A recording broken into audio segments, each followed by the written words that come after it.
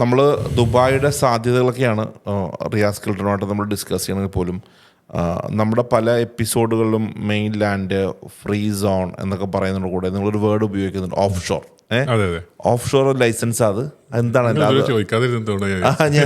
ഞാനൊരു പലപ്പോഴും പല എപ്പിസോഡ് ഡിസ്കസ് ചെയ്യുന്ന സമയത്ത് അപ്പം ഞാൻ ഓഫ് ഷോർ എന്താണെന്ന് പക്ഷേ നമ്മുടെ കേൾക്കുന്ന ആൾക്കാർക്ക് ഒന്നുള്ളൊരു നമ്മുടെ ക്ലയൻസിലൊക്കെ ഓഫീസിൽ വന്നാൽ ഫസ്റ്റ് ചോദിക്കുന്ന ഒരു ചോദ്യങ്ങളിൽ പെട്ടതാണിത്. എന്താണ് ഓഫ് ഷോർ? എന്താണ് ഓഫ് ഷോറിന്?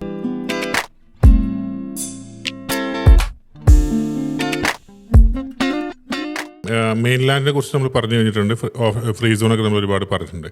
ഓഫ് ഷോർ എന്ന് പറയുന്നത് ഡയറക്റ്റ് പിന്നെ ട്രേഡിങ് ചെയ്യാനോ അല്ലെങ്കിൽ ബിസിനസ് ചെയ്യാനോ ഒന്നും യൂസ് ചെയ്യുന്ന ഒരു ലീഗൽ മെത്തേഡ് അല്ല, അല്ലെങ്കിൽ ലീഗൽ സ്ട്രക്ചർ അല്ല അത്.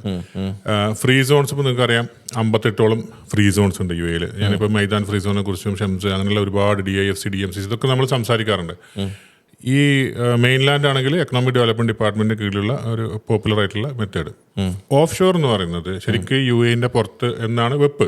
ഓക്കെ, ഓഫ് ഷോറിൽ സാധാരണ ആളുകൾ ലൈസൻസ് ഉണ്ടാക്കിയാൽ വിസ ഒന്നും കിട്ടില്ല. നമ്മളിപ്പോൾ ഫ്രീ സോണിലോ മെയിൻലാൻഡിലോ ഒന്നും എടുക്കുന്ന പോലെ വിസ പ്രൊവൈഡ് ചെയ്യുക അങ്ങനെയൊന്നുമില്ല. ഈ ട്രേഡ് ലൈസൻസ് നമ്മൾ ഉണ്ടാക്കുന്നു. അതിന് ശേഷം നമുക്കവിടെ നമ്മുടെ അസറ്റ്സ് പ്രൊട്ടക്ട് ചെയ്യാൻ വേണ്ടിയിട്ട് യൂസ് ചെയ്യുന്നതാണ് ഈ ഓഫ് ഷോർ.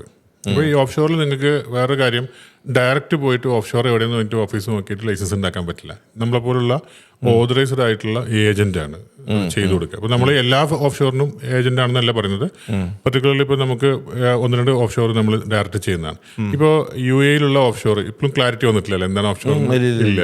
ഇപ്പോൾ പണ്ട് കാലത്താണെങ്കിൽ നിങ്ങൾ കേട്ടിട്ടുണ്ടാവും ബ്രിട്ടീഷ് വിർജിൻ ഐലൻഡ്സ്, മൗറീഷ്യസ് അല്ലെങ്കിൽ സീഷെൽസ് ഇങ്ങനെയൊക്കെയുള്ള ഒരുപാട് രാജ്യങ്ങളിൽ ആളുകൾ ബിസിനസ് ഉണ്ടാക്കുമായിരുന്നു. അവിടെ ടാക്സ് എക്സംപ്റ്റഡ് ആണ്.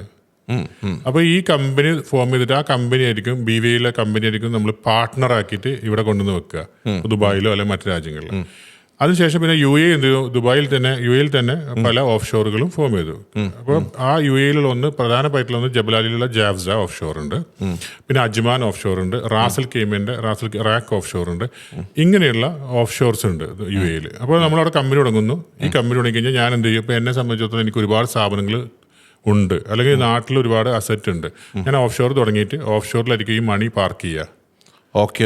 മനസ്സിലായില്ല? അത് ഓഫ് ഷോറിലുള്ള കമ്പനി അക്കൗണ്ടിൽ നിന്ന് ദുബായിലെ മറ്റൊരു മെയിൻലാൻഡിലെ അക്കൗണ്ടിലേക്ക് ട്രാൻസ്ഫർ ചെയ്യാൻ ഒരുപാട് ലിമിറ്റേഷൻസ് ഉണ്ട് ഫണ്ട്.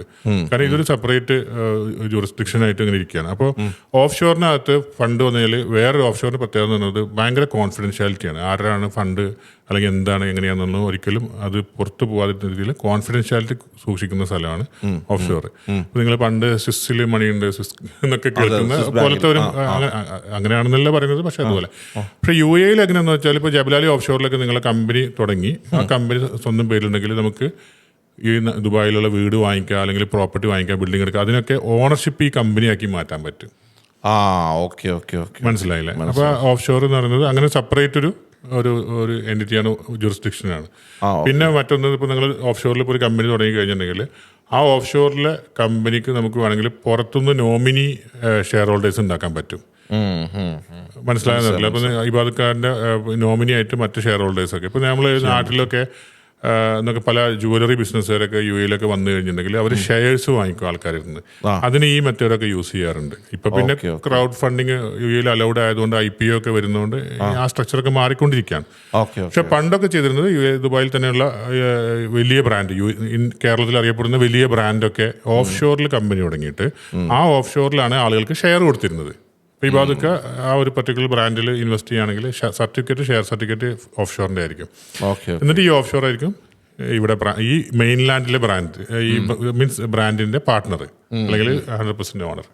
അങ്ങനെയാണ് ഓഫ് ഷോർ ലൈസൻസ്. അപ്പോൾ ചുരുക്കി പറഞ്ഞാൽ നിങ്ങൾക്ക് ഇമ്പോർട്ട് ചെയ്യാനോ ട്രേഡ് ചെയ്യാനോ അങ്ങനത്തെ കാര്യങ്ങൾക്കൊന്നും യൂസ് ചെയ്യുന്ന സാധാരണയുള്ളതല്ല, ഒരു ഹോൾഡിംഗ് കമ്പനിയായിട്ട് ഫോം ചെയ്യാൻ ഏറ്റവും കൂടുതൽ ഉപയോഗിക്കുന്നതാണ് ഓഫ് ഷോർ കമ്പനി. മനസ്സിലായി? കുറെ നാളായിട്ട് നമ്മുടെ ആൾക്കാർക്കും എനിക്കുണ്ടാകുന്നൊരു സംശയമായിരുന്നു ഓഫ് ഷോർ. പിന്നെ അതിപ്പോൾ ഞാനിപ്പോൾ ഓഫ് ഷോറിൽ കമ്പനി ഫോം ചെയ്യാൻ പോവാണ്. എന്താ വെച്ചാൽ ഇനി ഐ മീൻ മൾട്ടിപ്പിൾ വേർട്ടിക്കൽസ്. അപ്പോൾ അതിലെല്ലാത്തിലും എൻ്റെ പേര് കൊണ്ടുപോയിട്ടിടുമ്പോൾ നാളെ എനിക്കെന്ത് സംഭവിച്ചു കഴിഞ്ഞിട്ടുണ്ടെങ്കിൽ എല്ലാ സ്ഥാപനത്തിലും എൻ്റെ പിന്നെ ലീഗൽ ഹെയർസ് ആയിട്ടുള്ള വൈഫ് അല്ലെങ്കിൽ ഉമ്മ അവരെല്ലാവരും നടക്കണ്ടേ അതിൻ്റെ കാര്യങ്ങൾക്ക് വേണ്ടിയിട്ട്.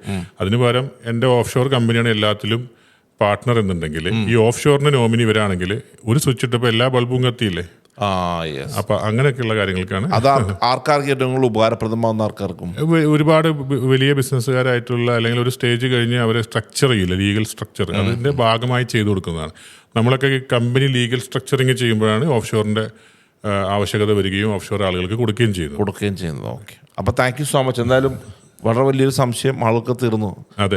അടുത്ത രസകരമായ വേറെ കാര്യം കൂടി അതിനെ കൂടെ കൂടിച്ചേർക്കുക, ഓഫ് ഷോറിൽ ലൈസൻസ് ഉണ്ടാക്കാൻ ചെലവ് വളരെ കുറവാണ്. വളരെ കുറവാണ്. പിന്നെ പെട്ടെന്ന് ഉണ്ടാക്കി കിട്ടും, വളരെ ഫാസ്റ്റ് ആയിട്ട് ചെയ്തു കൊടുക്കാൻ പറ്റും. ബാങ്ക് അക്കൗണ്ട് ചെറിയ കാലതാമസം എടുക്കും, പക്ഷെ ഞങ്ങൾ അത് ചെയ്തു കൊടുക്കുന്നുണ്ട്. ചെയ്തു കൊടുക്കാൻ പറ്റും. ഓക്കെ.